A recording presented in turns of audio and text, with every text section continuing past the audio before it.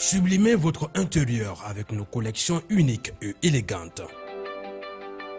Chez Ibi Home, nous transformons vos espaces en véritables havres de confort et de convivialité. Découvrez notre collection exceptionnelle de meubles pensés pour chaque moment de votre vie. Des tables à manger conviviales, idéales pour rassembler famille et plus de simplicité. Venez visiter notre showroom à l'ACI 2000, immeuble Ibi Group. Ibi Home, l'élégance, la mobilité et l'énergie au service de votre confort.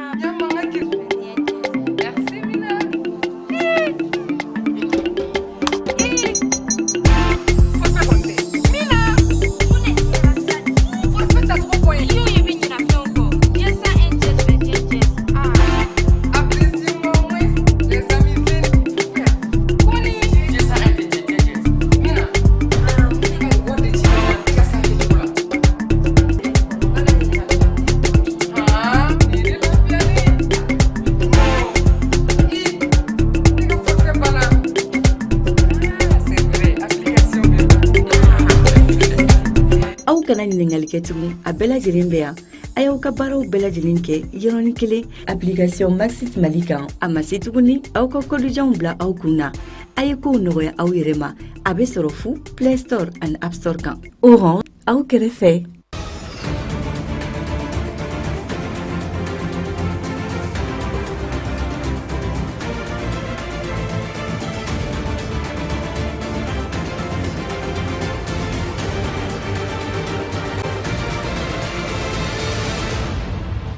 Mali sɔrɔ bosoni ministre kɔrɔ Madame Boire Fili Sissogo ale min nɔ minɛna ka kɛɲɛ ni jamanakuntigi kɔrɔ ka pankuru sanni ale ni soldasiw ka kɛlɛminɛw sanni ko la ko ale ka kiiri cɛra ka bɔ a doigt kɔrɔ ka bila juin kalo tile 2 la an bɛna caman ɲɛfɔ aw ye o ko la ni kunnafoniya ninnu senfɛ.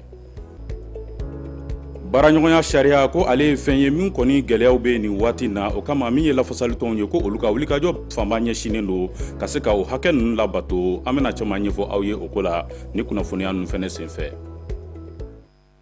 An balimaw ni de an ka kunnafoni bakurunbaw ye ka kɛɲɛ ni bi juma ye mɛ kalo tile 23 san 2025 an bɛna mun walawala aw ye ni sanda in na o kama an b'aw fo ka waleɲuman dɔn Advance TV sugandili la ka se k'aw kunnafoniya tele min kɛlen don ka paraɲɛ caman bila ani teletɔw ni ɲɔgɔn cɛ.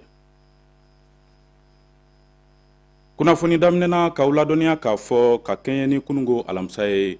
mɛ kalo tile 22 san 2025 Mali, Burkina ani Niger olu ka kulun bɛ n'a bɛ wele ko Confédération des États du Sahel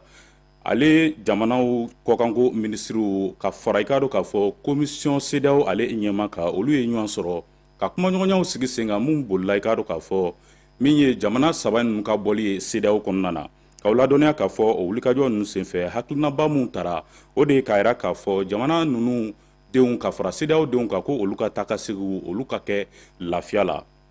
O kɔfɛ min ye sanni feere baaraw ye ale ni taa ka segin ko olu bɛɛ lajɛlen ka to sen na fo ka taa fɔ don min bɛnkan dɔ sɔrɔla i k'a dɔn k'a fɔ kulu fila ni ɲɔgɔn cɛ ni o ye IS ale ni CEDEAO ye. K'aw ladɔnniya k'a fɔ nin ɲɔgɔn bɛɛ in senfɛ min k'a dɔn k'a fɔ kulu fila in bɛɛ lajɛlen olu kɔni ye u ka nisɔndiya yira k'a jira k'a fɔ nin y'a siɲɛ fɔlɔ ye u ka sigi ka kuma bɔli a hakilinaw bɛɛ lajɛlen ka mun na boli politiki ko hakilinaw ka fara lakana kow kan ale ni k'a dɔn k'a fɔ sɔrɔ yakubayali kow bɛɛ lajɛlen. Nin waati na min ye k'a dɔn k'a fɔ nin kulu ninnu ye u ye foli di jamana ɲɛmaw ma ka foli di jamanadenw ma ka dugawu kɛ ko ala ka to faraɲɔgɔnya in a ka kɛ wale kɔnɔ mun na kɛ sababu ye jamana fansiden tɛna dekun sɔrɔ. Kunnafoni na sira wɛrɛ la k'aw ladɔnniya k'a fɔ Conseil régional de la jeunesse ni o ye sifinamaw olu kɔni ka kulu ye ko olu ye lajɛ sigi sen kan bi juma mɛ kalo tile 23 Bamakɔ gouvernorat la wulikajɔ in ye tali kɛ min na o de ye u ka wulikajɔba mun bɛna sigi sen kan ka kɛɲɛ ni san 2025 ye ka bila san 2028 la. Aissata Ba ale ni Musa Ɲang u ye wulikajɔw kɛ an ka ɲɛmada u ka sɔrɔlenw fɛ.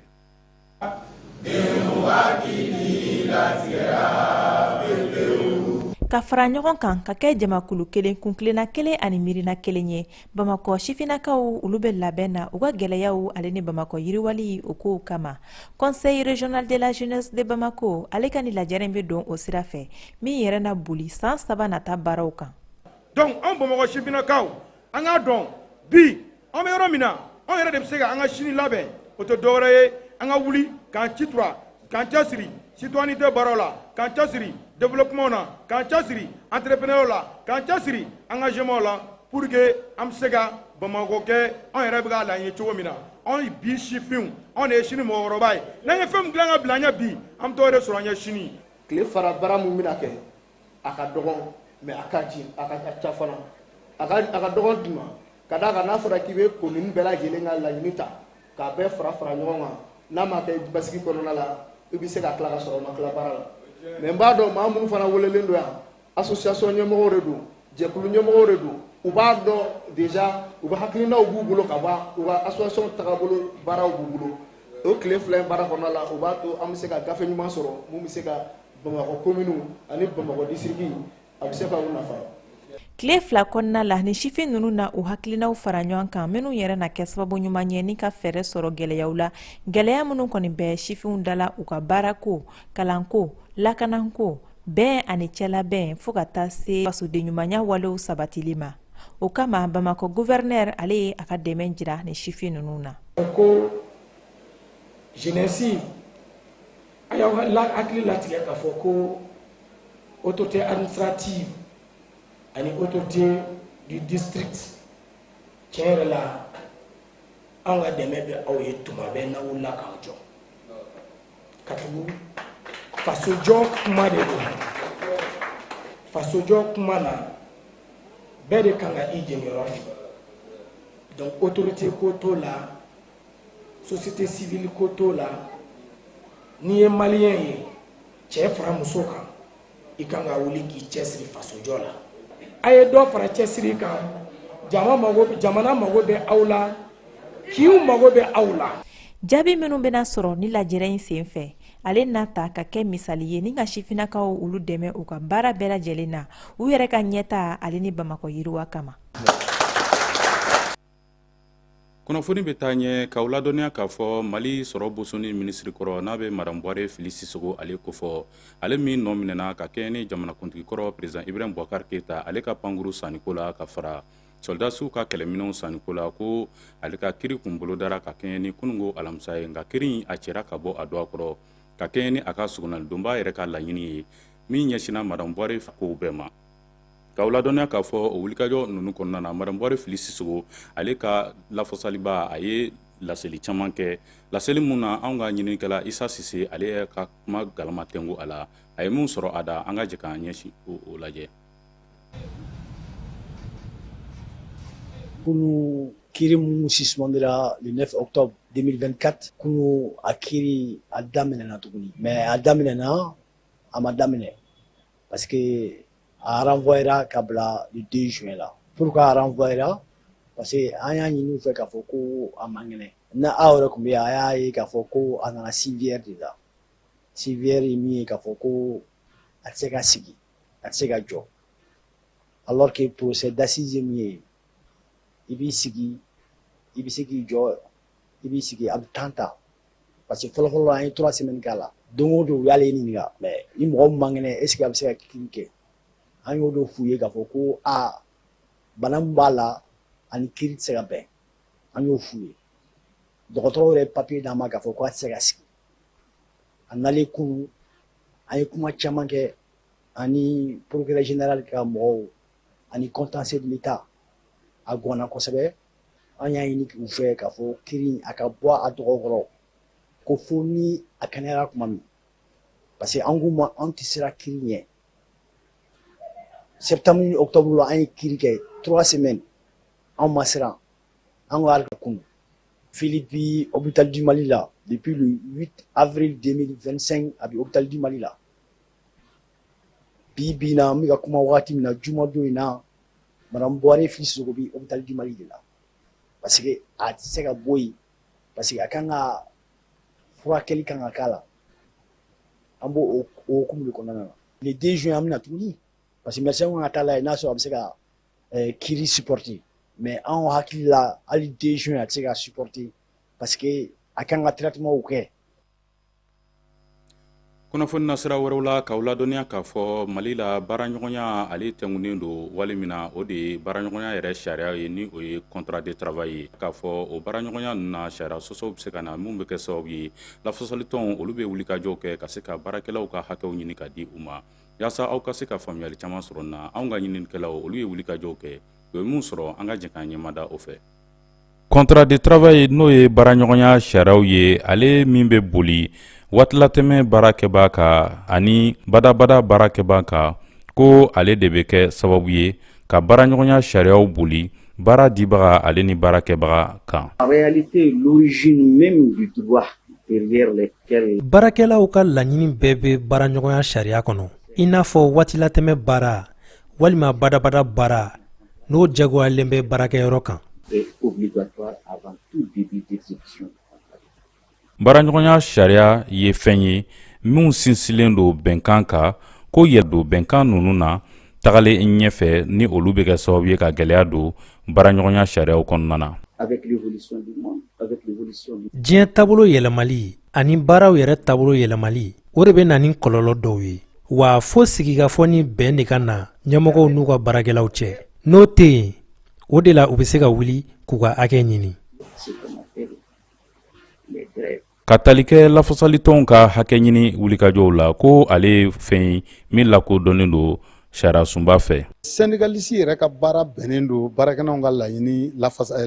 hakɛ lafasali de ma. I ye laɲini kɛ ni a tɛ sabati fɛn caman bɛ yen sariyaw de bɛ yen mun bɛ i yamaruya ka laɲini kɛ. O sariyaw constitution b'o la o sariyaw normes internationales de travail b'o la o sariyaw an b'a fɔ mun ma ko les règlements arrêté ni décret b'o la o sariyaw jurisprudence b'o la. kasara min bɛ baarakɛla sɔrɔ baara hukumu kɔnɔna na baaraɲɔgɔnya sariya kɛlen don ka hakili to o yɔrɔ la kosɛbɛ. Il y a une entente. ni bɛn bɛ baarakɛyɔrɔ ɲɛmaa ni baarakɛla cɛ a wajibiyalen don a kan ka baarakɛla tɔgɔ sɛbɛn INPS la ni kasara y'a sɔrɔ. basigi hakɛɲini hukumu kɔnɔna na ko ale ye fɛn min bɛ kɛ sababu ye ka caman bɔ baaraɲɔgɔnya gɛlɛyaw la. pacte dɔ signena ani jamana ɲɛmɔgɔw cɛ pacte de stabilité sociale et de croissance économique au Mali. pacte in ye san 5 de ye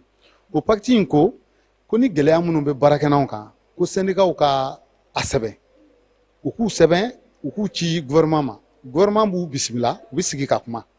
ko pour que mankanw ni taamaw ka nɔgɔya ka da guerre mun yɛrɛ bɛ jamana kɔnɔ kan mais a ma fɔ ko an t'an ka hakɛ ɲini dɛ a ma fɔ k'an ka hakɛ tɛ d'anw ma dɛ pacte b'a yira de k'a fɔ i ka sigi ka damu ye. tiɲɛ don baaraɲɔgɔnya sariyaw sinsilen don hakɛw kan i n'a fɔ inspection du travail ye a laɲini cogo min na ko nka o bɛ na ta baaraɲɔgɔnya sariya gɛlɛya caman bɛ yen mun bɛ ɲɛnabɔ jamana ɲɛmaaw fɛ nin waati ninnu na. ni ne bɛ taa ni an ye farikolo ɲɛnajɛ kunkanko kibaruyaw la ka lɔdɔniya k'a fɔ championnat ligue 2 malbet ale tile 2nan wulikajɔ hukumu kɔnɔna na derby academy ale ni centre sportif de bamako olu ye ɲɔgɔn sɔrɔ. dolantan in kuncɛra derby academy ale ka sebaya la 2 ani kanagolo kajatu bagayogo ale bɛ caman ɲɛfɔ an ye o ko la.